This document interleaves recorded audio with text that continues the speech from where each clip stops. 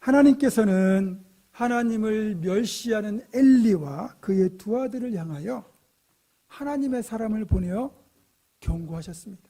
나를 존중히 여기는 데를 내가 존중히 여기고 나를 멸시하는 데를 내가 경멸하리라, 그렇게 말씀하셨건만 엘리도 그렇고 두 아들도 그렇고 전혀 경각심을 갖지 않은 채 여전히 하나님을 멸시하며 온갖 죄를 저지르고 있었습니다. 그래서 하나님이 엘리의 집안에 최후 통첩을 하시는데, 이번에는 소년 사무엘을 통하여 하나님께서 엘리 집안에 심판을 선포하십니다. 그 내용이 사무엘상 3장에 실려 있습니다.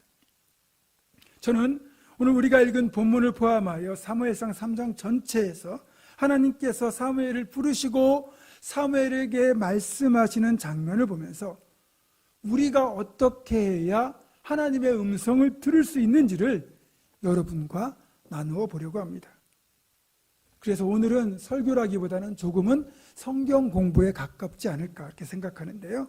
아무래도 우리가 하나님의 음성을 들을 수만 있다면, 그렇죠? 진짜 하나님의 음성을 들을 수 있다면 우리의 믿음이 굳건해질 것이고 하나님 말씀에 순종할 수 있게 되거든요. 그래서 하나님의 말씀을 듣는 것이 그만큼 유익합니다. 사실 노아가 120년 동안 방주를 만들 수 있었던 것도 그렇고, 아브라함이 고향과 친척과 아버지 집을 훌쩍 떠날 수 있었던 것도 그렇고, 아들 이삭을 번제로 바칠 수 있었던 것도 그렇고, 베드로가 깊은 데로 가서 그물을 내릴 수 있었던 것도 그렇고, 바울 사도가 평생을 선교에 자신의 삶을 헌신할 수 있었던 것도 다 하나님의 음성, 주님의 음성을 직접 들었기 때문입니다. 하나님의 음성을 직접 듣는 것이 그렇게 유익합니다. 그렇다면 여러분은 하나님의 음성을 직접 들어보셨습니까? 하나님이 직접 말씀하시는 그 음성을 듣는다면 어떨까요?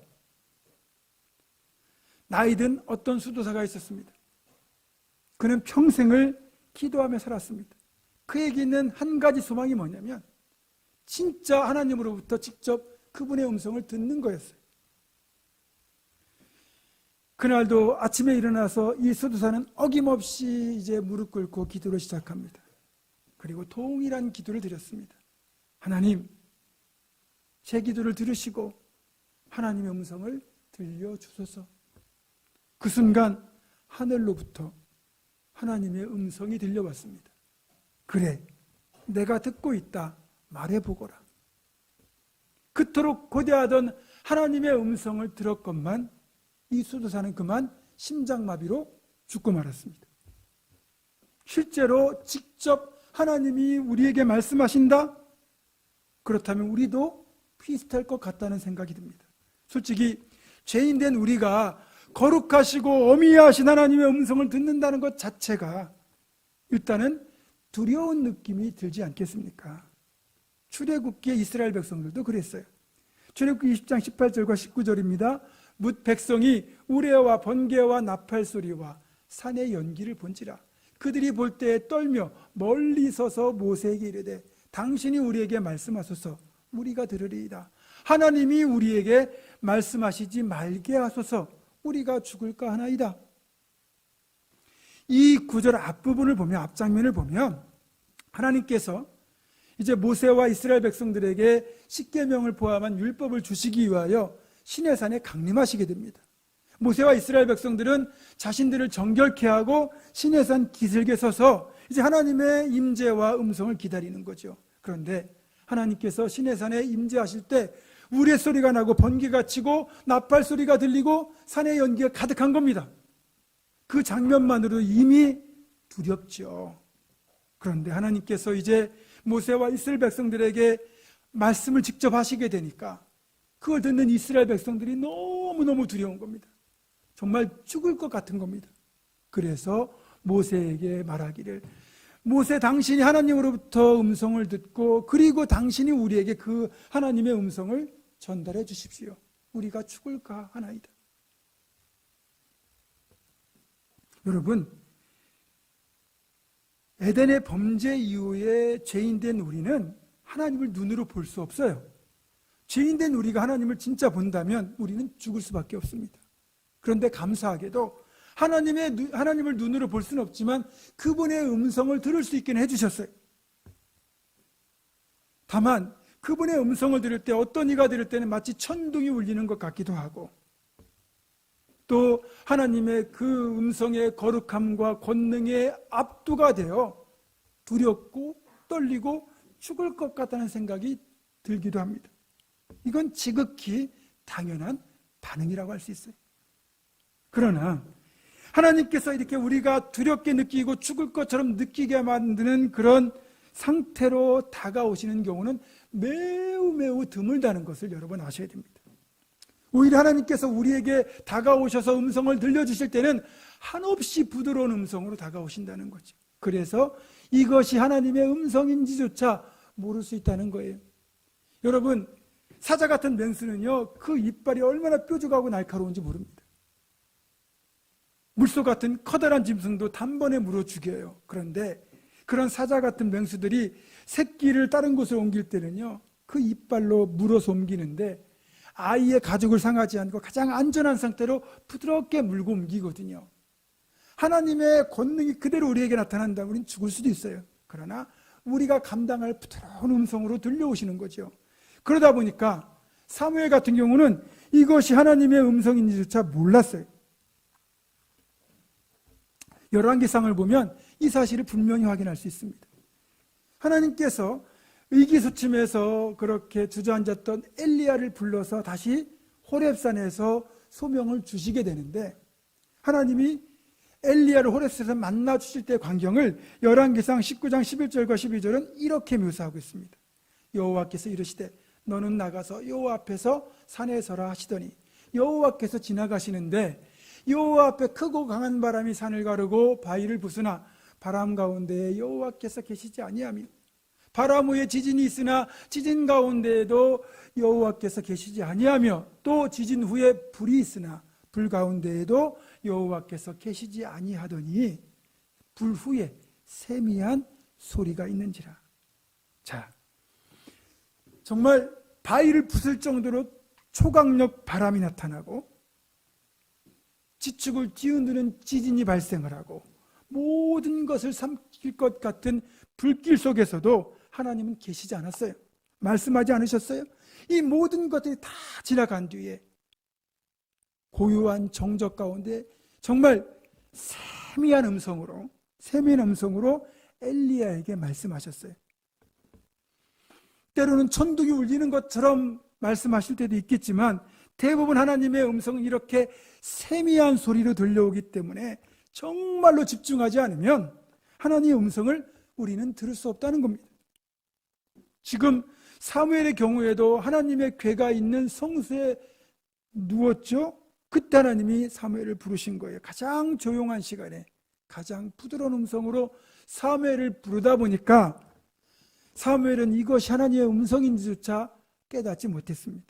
그래서 엘리 제사장이 자신을 부르는 줄 알고 내가 부르셨기에 왔나이다 라고 말하지 않습니까? 이런 일이 세 번 거듭된 뒤에 비로소 엘리가 하나님께서 사무엘을 부르시는구나. 그래서 또다시 음성이 들리거든 여호와의 말씀하옵소서 주의 종이 듣겠나이다 이렇게 대답을 하고 가르쳐주지 않습니까? 자, 그렇다면 여기에서 한 가지 궁금점이 생깁니다. 정작 대제사장 하나님의 사람으로 살았던 엘리 제사장은 하나님의 음성을 듣지 못해요. 어린 사무엘도 듣는 하나님의 음성을 엘리는 못 듣는다는 거죠. 왜 그렇게 된 걸까?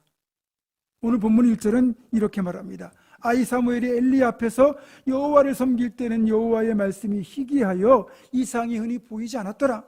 그러니까 하나님의 음성이 들린 지가 너무 오래된 거죠. 엘리가 그만큼 하나님의 음성을 못 들은 지가 오래됐다는 얘기예요. 그 이유를 우리는 2절에서 찾을 수 있습니다. 엘리의 눈이 점점 어두워가서 잘 보지 못하는 그때에. 이 말씀을 보면 엘리의 눈이 점점 어두워져 가서 잘 보지 못했다고 그러잖아요.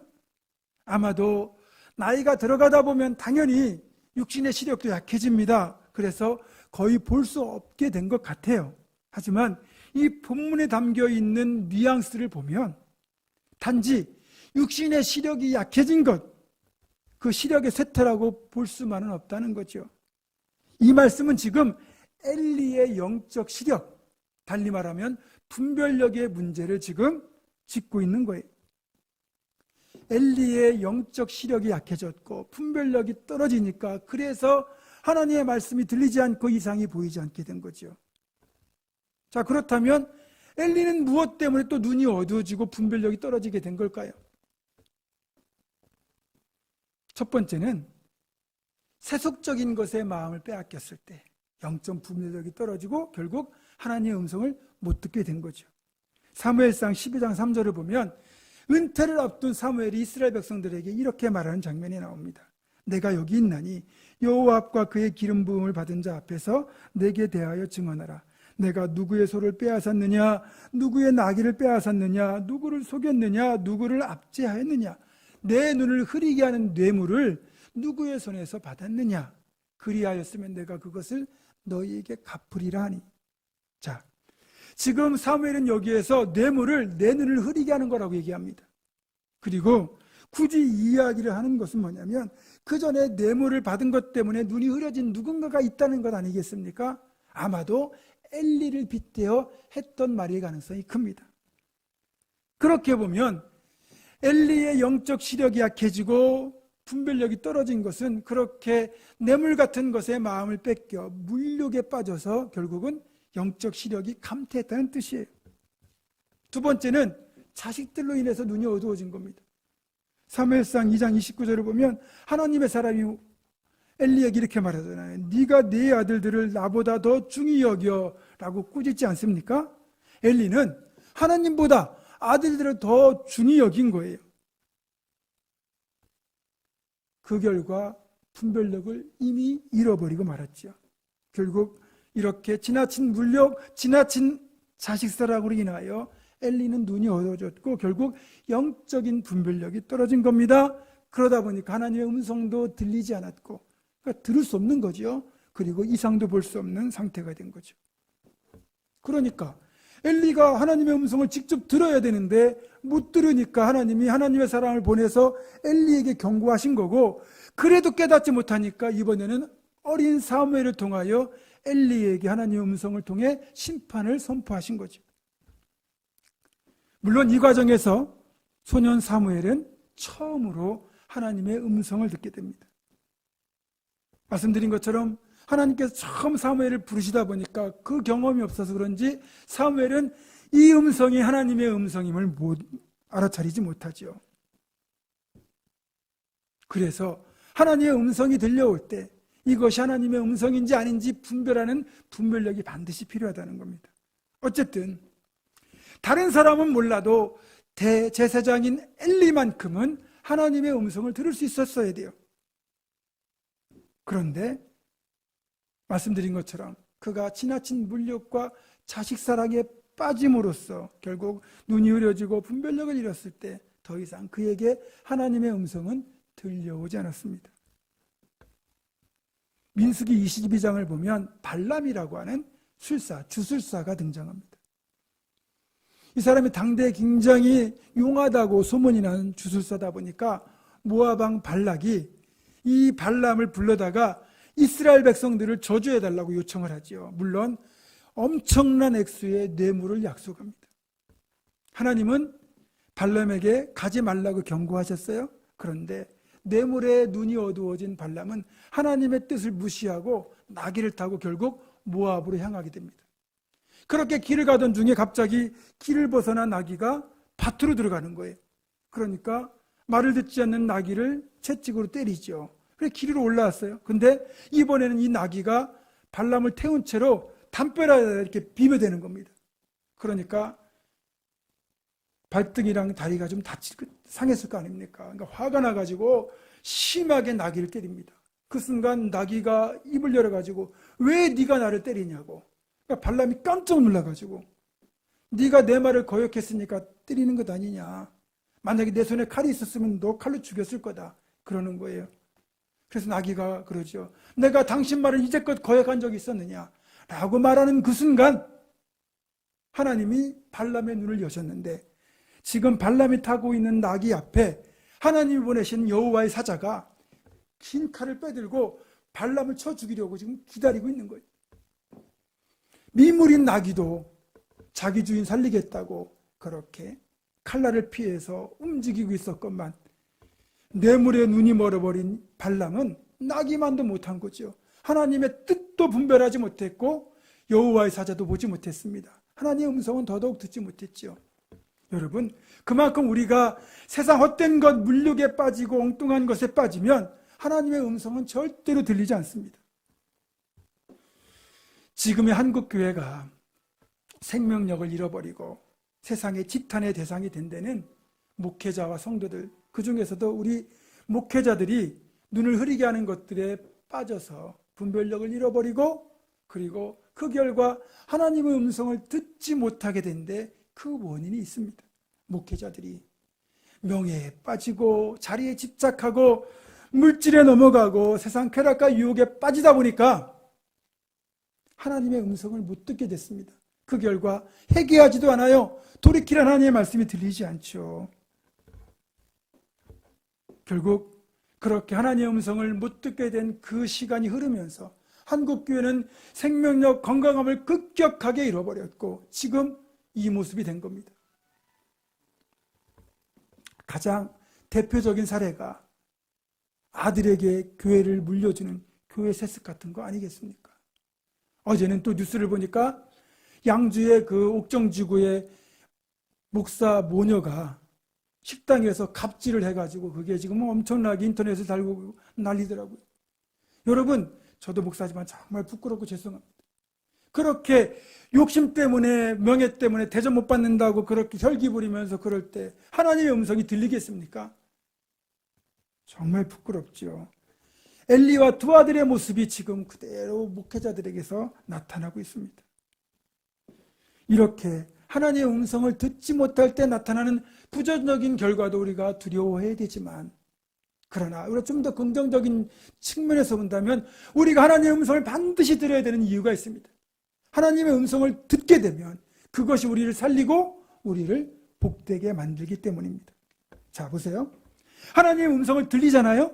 그러면 내가 잘못할 때 하나님이 지적해 주시는 거 아니에요. 그러면 깨닫고 돌이킬 수 있는 기회가 있는 거예요. 그리고 하나님께서 음성을 들려주신다는 건 적어도 그분과 우리의 친밀한 교제가 이루어진다는 뜻이니까 그게 우리 영을 복되게 만들고 우리 영이 잘 되면 범사가 잘 되고 강건하게 되니까 그것이 우리를 살리고 복되게 만드는 거예요. 한마디로 말하면 하나님의 음성을 듣는 것 자체가 우리의 삶을 풍성하게 만들고 복되게 만들기 때문입니다.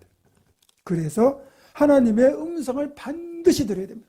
저 여러분이 반드시 하나님의 음성을 들어서 복되게 살기를 주님의 이름으로 축원합니다. 그렇다면 어떻게 해야 우리가 하나님의 음성을 들을 수 있는 거냐, 이게 중요하지 않습니까? 자, 여러분 잘 들어보십시오. 첫 번째는 우리가 하나님께 온전히 집중할 때 음성을 들을 수 있습니다. 제 경우에 내가 언제 하나님의 음성을 들었는가를 생각해 보니까 제가 온전히 하나님께 집중하고 있을 때, 귀를 기울일 때 비로소 하나님의 음성을 들을 수 있었습니다. 그리고 또 제가 그러면 언제 그렇게 하나님께 집중했느냐를 또 이렇게 곰곰이 들여다보니까 아무래도 제가 아쉬운 것이 많을 때, 하나님이 꼭 들어주시고 해결해 주셔야 되는 그런 문제가 있을 때 정말 하나님만 바라보면서 온전히 집중했습니다. 그때 하나님의 세미한 음성이 비로소 들려왔습니다. 이를 달리 말하면 다른 것에 집중하면, 하나님이 아닌 다른 것에 집중하면 못 듣는다는 거지요. 제 아내 같은 경우요, 뭔가에 집중하면 불러도 못 듣습니다. 진짜 여러 번 불러야 그때 겨우 듣습니다. 그랬더니 저도 그렇다고 그러더라고요. 저만 그렇겠습니까? 여러분들도 뭔가에 집중하고 있으면 누가 불러도 못 듣지 않습니까? 자, 우리가 하나님이 아닌 세상의 다른 것, 다른 관심사에 집중하고 거기에다가 관심을 쏟으면 하나님이 말씀하셔도 들리지 않는 거죠. 자, 그러니까 개인적인 관심사에 집중하지 말라는 말이 아니고 적어도 하나님께 오롯이 집중하는 시간을 우리가 따로 구별하라는 얘기죠. 네, 많은 시간 가운데 하나님의 음성을 듣기 위한 시간을 구별하라는 거예요. 두 번째로 우리가 세미하게 말씀하신 하나님의 음성을 듣기 위해서는 장수를 구별하고 외부의 소음을 차단해야 됩니다. 하나님의 음성을 듣는 건 때와 장소와 상황과 상관없이 들려질 수도 있지만, 그러나 하나님의 음성을 듣기에 좋은 장소는 분명히 있습니다. 그걸 보편적으로 말하자면 예배당이 하나님의 음성을 듣기에 좋은 곳이고, 또 기도실이 음성을 듣기에 좋은 곳이고, 또 여러분이 집에서 개인적으로 기도 골방을 만들어 놓았다면 그곳이 역시 하나님의 음성을 듣기에 좋은 장소일 겁니다. 그리고 일단 세상의 복잡함에서 구별시켜 놓아야 돼요. 그 장소가 좋은 거예요. 자동차 지나가는 소리도 안 들리고, 전화기도 꺼놓고 TV도 끄고, 뭔가 나를 방해하는 요소들을 차단을 해야 그것이 하나님 음성을 들을 수 있는 외적 환경이 비로소 갖추어졌다, 이렇게 말할 수 있어요. 이렇게 외적 환경이 갖추어졌다면 세 번째로 이제 내적인 환경을 갖추어야 됩니다. 그러니까 내 마음속에서 일어나는 온갖 잡다한 생각들, 끊임없이 이어지는 상념들을 차단하라는 거죠. 여러분, 기도하겠다고 엎드렸는데, 저도 겪었으니까 말씀드리는 거예요. 어떤 때는 기도하는 게 아니라 졸고 있더라고요. 또 어떤 때는 기도하다가 이제 어떤 생각이 나잖아요. 그럼 갑자기 내가 누구한테 돈을 10,000원 빌렸었는데 안 갚았네? 깜짝 놀라는 거예요. 그러면서 이거를 어떻게 미안하다고 어떻게 전달해야 될까? 이런 식으로 기도가 아니라 내가 떠오른 생각에다가 계속 마음을 주고 시간을 거기다 보내고 있는 거예요. 그런 생각들이 꼬리에 꼬리를 물고 있다 보면 시간만 허비하고 정작 하나님의 음성은 듣지 못하게 됩니다. 그러니까 우리가 기도를 방해하는 잡념이 떠오를 때 거기에 마음 주지 말고 딱 차단하고 하나님께만 집중할 수 있어야 돼요. 그래서 내 마음속에 일어난 모든 잡다한 생각들을 다 억누르고, 그리고 외부의 소음을 차단한 상태에서 그렇게 외적 환경과 내적 환경을 갖추고, 그리고서는 온전히 하나님께 집중할 때 하나님의 세미한 음성이 그때 들려오는 거예요. 여러분들, 밤에 잠이 안 올 때 새벽 2, 3시쯤 되면요, 이상하게 정신이 말똥말똥해지고 온갖 오감이 다 열립니다. 그러면 평상시엔 전혀 들리지 않았던 시계초 딱딱 가는 소리 있죠? 이게 왜 그렇게 크게 들리는지. 하나님의 음성이 그래요. 그렇게 내 모든 오감이 하나님께 온전히 집중되어 있으면 비로소 들려옵니다. 그것도 선명하게 들려와요. 마지막 네 번째로, 우리가 일상 중에도 하나님의 음성을 들어야 되겠지만 작심하고 굳게 다짐하고 하나님 앞에 무릎 꿇고 기도할 때가 하나님의 음성을 듣기에 가장 좋은 시간이라는 거예요. 기도는 우리가 다른 거 다 포기하고 말 그대로 내적 외적 환경 다 갖춰서 하나님께만 집중하겠다고 엎드린 시간 아니겠습니까? 내가 작정하고 가는 거 아니에요. 하나님께만 내 시간을 내놓겠다, 그런 거잖아요. 자, 그러면 우리가 집중 하나님께 기도할 때 너무너무 좋은데 여기에서도 유의할 것이 하나가 있습니다. 자, 기도 시간에 실컷 내 할 말만 하고 하나님이 말씀하실 기회를 주지 않는 경우가 있다는 거예요. 기도를 우리가 대화라고 표현하잖아요. 대화는 뭡니까? 이야기를 주고받는 거잖아요. 그러면 기도 시간에 나와서 하나님, 내가 이렇게 살았고 이런 문제가 있으니 하나님께 해결해 주십시오라고 기도를 안 했어요. 그럼 하나님 그걸 들으시고 하나님 나름대로 해결책을 주실 거 아니에요. 자, 그러면 내 생각을 말해보마라고 하나님이 말하려고 하는데 예수님의 이름으로 기도합니다 하고 나는 그냥 딱 일어나 버리는 거예요. 이게 대화입니까? 일방적인 하소연이죠. 그러면 내가 그토록 듣고 싶어하는 하나님의 대답, 그분의 음성을 들을 수가 없는 거예요. 그러니까 간절하게 기도로 내 간구를 하나님께 아뢰었다면 마지막은 듣는 시간을 가지라는 거죠. 주여 말씀하옵소서, 주의 종이 듣겠나이다 라는 그 우리의 응답으로 기도가 완성이 되는 겁니다.